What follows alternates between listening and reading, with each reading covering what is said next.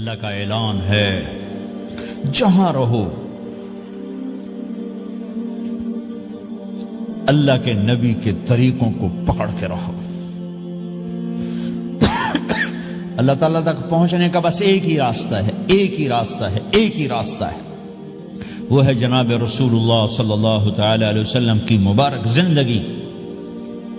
نقل مار لو، نقل مارنے سے پاس ہو نہیں جاتے لوگ۔ ہمارے انڈیا پاکستان میں خوب نقل چلتی ہے، وہ نقل لگاتے ہیں پاس ہو جاتے ہیں۔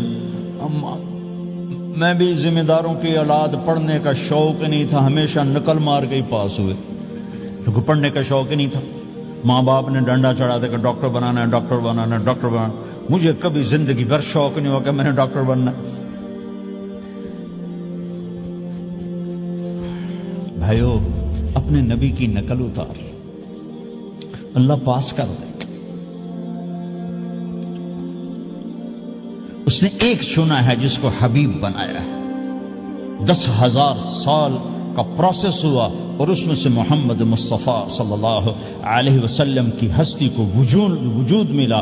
آپ کو آنے میں اتنا زمانہ چاہیے تھا کہ اعلیٰ سے اعلیٰ چیز کے بننے میں دیر لگتی ہے، تو کائنات 10,000 سال گھومی اور تب جا کر میرے حبیب مصطفیٰ صلی اللہ تعالی علیہ وسلم کو اللہ تعالیٰ نے وجود بخشا۔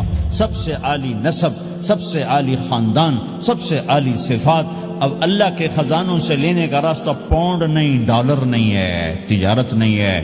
اللہ سے لینے کا راستہ میرے نبی کا طریقہ ہے۔ تجارت میں ہو، زراعت میں ہو، جاب میں ہو، کھیتی باڑی میں ہو، میرے نبی کا طریقہ ایک مسجد کا ہے، نماز۔ 5 وقت کی نماز یہ میرے نبی کی آنکھوں کی ٹھنڈک ہے۔ 5 وقت کی نماز اس امت کی شان پہچان ہے۔ اور اللہ تعالیٰ نے پہلی امتوں پر اتنی بڑی مشقت ڈالی کہ ان کی نماز مسجد کے علاوہ کہیں نہیں ہوتی تھی، مسجد میں ہی ہوتی تھی۔ ہمارے لیے کتنی آسانی کر دی، جاب میں ہے، مصلی بچھا نماز پڑھو۔ چلو مصلی بھی کوئی نہیں، زمین دیکھ، اس پر کوئی گندگی تو کوئی نہیں ہے، بس زمین بھی تیرے لیے پاک ہے، چل نماز پڑھا۔ اور آسانی کر دی، پانی کوئی نہیں ہے، کوئی بات نہیں، مٹی میں ہاتھ مار، منہ پہ مل، پھر ایک ہاتھ مار، یوں کر، چل نماز پڑھ، میں تیری قبول کروں گا۔ یہ کسی امت کے ساتھ یہ نہیں ہوا۔ انہیں وضو ہی کرنا تھا چاہے پانی 50 میل پر موجود ہو۔ اور ہمارے لیے پانی کوئی نہیں ہے، چلو تیمم، مٹی میں ہاتھ ہمارا یوں کیا، پھر ہاتھ ہمارا ایک یوں کیا، ایک یوں کیا، چل بھائی اللہ اکبر۔ پھر نماز 4 کی 2 رکعت کر دی کہ بھائی تم مسافر ہو، 2 پڑھو۔ روزے میں، سفر میں روزہ معاف کر دیا، بعد میں رکھ لینا، بعد میں رکھ لینا۔ قضا کرنے کا حکم، بالکل چھوڑنے کا نہیں۔ اور کہا گیا بھائی مریض ہو چھوڑ دو، مسافر ہو چھوڑ دو، اور نماز 2 رکعت کر دو، سنتیں چھوڑ دو۔ ابن عمر رضی اللہ تعالیٰ عنہ بیٹھے تھے تو انہوں نے 2 رکعت پڑھ کے بیٹھ گئے، تو ان کے خادم نے کہا سنتیں نفل نہیں پڑھو گے؟ کہا اگر پڑھنا تو 4 فرض پڑھتا میں، میرے اللہ نے معافی دے دی تو میں کیوں پڑھوں؟ میرے نبی نے سفر میں سنتیں نہیں پڑھی کبھی، اپنی امت کو سہولت دینے۔ فجر کی سنتیں 2 پڑھتے تھے، اس کے علاوہ سنتیں نہیں پڑھی تاکہ میری امت کو سہولت ہو، آسانی ہو۔ ایک دفعہ بارش ہو رہی تھی اور کوئی جگہ نہیں تھی نماز پڑھنے کے لیے، تو آپ نے اپنی اونٹنی کو آگے کیا اور اس پر بیٹھ گئے، بیٹھے ہی تھے۔ پیچھے صحابہ نے اونٹنیوں پر ہی صفیں بنائیں، اور یہ نماز اونٹنی پہ بیٹھ کر ادا کی گئی۔ بارش کے اندر نماز اونٹنی کے اوپر نماز بھی ہو گئی، رکوع بھی ہو گیا، سجدہ بھی ہو گیا، سلام بھی ہو گیا۔ پہلی امتوں کے لیے نہیں تھا، سجدہ ہی کرنا پڑے گا۔ یہ اللہ کے محبوب مصطفیٰ صلی اللہ تعالی علیہ وسلم کی طفیل، میرے اللہ نے ہم پہ فضل و احسان کیا، تو میرے نبی کی زندگی میں عبادات میں نماز سب سے اعلیٰ نظر آتی ہے، سب سے نمایاں نظر آتی ہے۔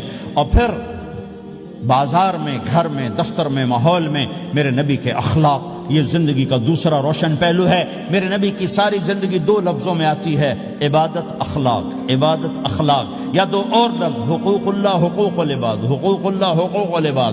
حقوق اللہ میں نماز سب سے اعلیٰ، اور حقوق العباد میں لوگوں کی برداشت کرنا، لوگوں سے درگزر کرنا، معاف کرنا، جھوٹ سے بچنا، دھوکے سے بچنا۔ میرے نبی سے پوچھا گیا یا رسول اللہ مسلمان کنجوس ہو سکتا ہے؟ ہم نے کہا ہو سکتا ہے۔ یا رسول اللہ مسلمان کمزور ہو سکتا ہے، بزدل ہو سکتا ہے، ڈرپوک ہو سکتا ہے؟ آپ نے کہا ہو سکتا ہے۔ یا رسول اللہ مسلمان جھوٹ بول سکتا ہے؟ ہم نے کہا نہیں، جھوٹ نہیں بول سکتا۔ جھوٹ نہیں بول سکتا۔ ہے میرے نبی نے فرمایا میرا امتی ہر گناہ کر سکتا ہے پر ایک جھوٹ نہیں بولے گا، ایک دھوکہ نہیں دے گا۔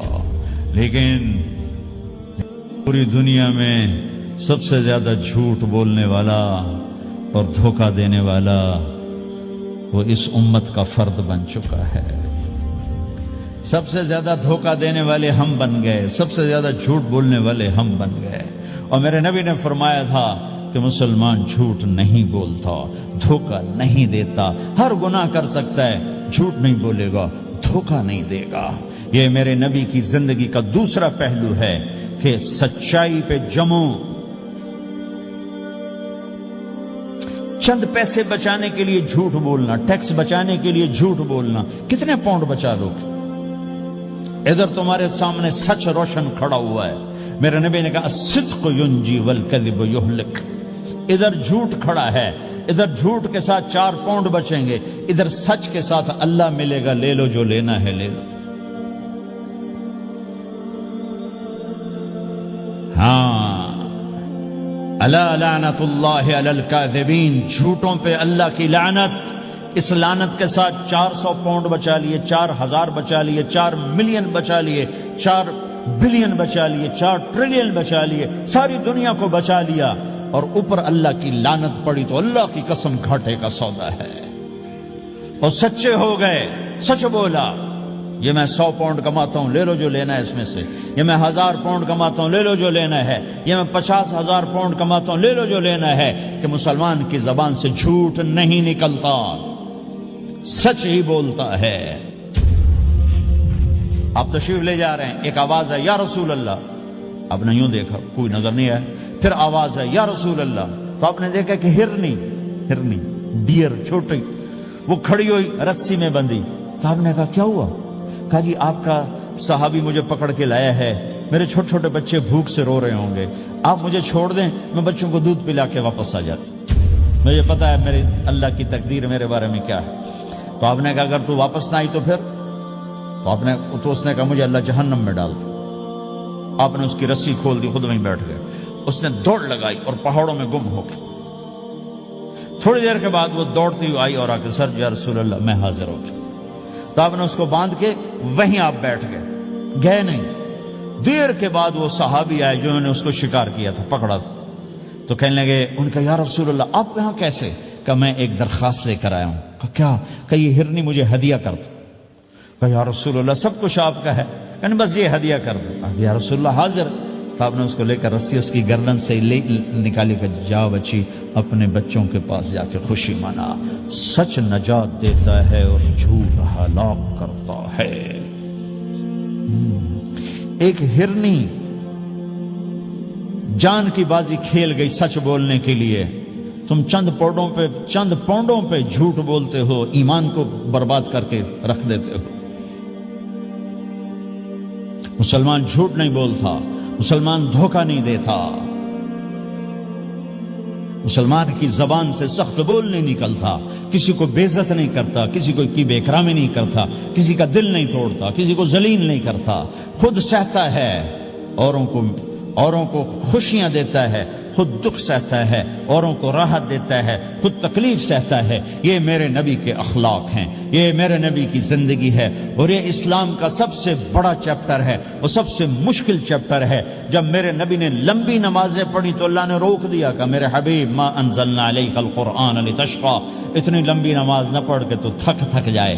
میرے نبی نے تبلیغ میں زور دکھایا تو اللہ نے روک دیا، فلتذهب نفسك علیہم حسرات، میرے نبی اتنا غم نہ کر کے آپ خود ہی آہیں بھرتے بھرتے آپ مر جائیں۔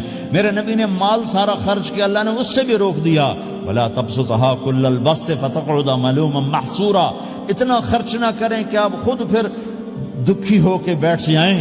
خرچ کرنا بہت بڑا عمل، تبلیغ سب سے سارے عملوں کا سردار عمل، تبلیغ سے بڑا کوئی کام ہوتا تو اللہ نبیوں کو دیتا، اگر تبلیغ سے بڑھ کر کوئی کام ہوتا تو اللہ نبیوں کو دیتا، گشت سے بڑھ کر کوئی محنت ہوتی تو اللہ نبیوں کو دیتا۔ 950 سال نوح علیہ السلام گشتی کر رہے ہیں ارے اللہ کی مان لو اتنا عظیم عمل کا میرے نبی درمیانہ نماز سب سے بڑی عبادت میرے نبی درمیانہ کام لیکن جب میرے نبی نے اخلاق اچھے کیے، دشمن کو معاف کرنا.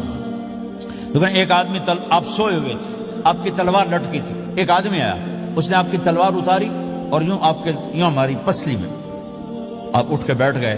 اب وہ قتل کے ارادے کے لیے آ چکا ہے اور تلوار یہاں ہے، کہتا من یمنعک منی، اب بول تمہیں کون بچائے گا؟ تو آپ نے مسکراتے ہوئے کہا اللہ. تو اس کے ہاتھ سے تلوار گر پڑی، تو آپ نے اٹھا لی، آپ نے یوں سیدھی کی، اب تو بچا، تجھے کون بچائے گا؟ وہ کہنے لگا مجھے تو ہی بچائے گا. وہ تو اللہ کو جانتا نہیں تھا، کہا بابا مجھے تو ہی بچائے گا. تو آپ کہتے ہیں اس کا سر اڑا دو، یہ نبی کو قتل کرنے آیا ہے. میرے نبی نے فرمایا کلمہ پڑھتے ہو؟ کہا نہیں پڑھتا. کہا جاؤ معاف کیا. یہ میرے نبی کے اخلاق ہیں. 20 سال جنہوں نے قتل کے منصوبے بنائے، مکہ والے. جب آپ مکہ میں فاتحانہ داخل ہوئے، ابو سفیان سب سے زیادہ آپ کو دکھ پہنچانے والوں میں پیش تو آپ نے ابو سفیان کو عزت دی. جو ابو سفیان کے گھر میں داخل ہوگا اس کو کچھ نہیں کہا جائے گا. آپ تو ابو سفیان کو بلا کے سولی پہ لٹکاتے، اور آپ کہہ رہے ہیں جو ابو سفیان کے گھر میں جائے گا اسے کچھ نہیں کہا جائے گا، جو بیت اللہ میں ہوگا اسے کچھ نہیں کہا جائے گا. سارا مکہ سامنے، آپ یوں بیت اللہ کا دروازے پر یوں دونوں ہاتھ ایسے ٹکا کے کھڑے تھے. پھر آپ نے کہا میں کیا کروں گا اب تمہارے ساتھ؟ تو سہیل بن عمر نے کہا آپ کریم ہیں، کریم کے بیٹے ہیں. تو آپ نے کہا جاؤ میں نے معاف کیا. یہ اخلاق آج مٹ چکے ہیں، مردوں سے، عورتوں سے، علم والوں سے، خانقاہ والوں سے، تبلیغ والوں سے، سب زیرو ہوئے پڑے ہیں.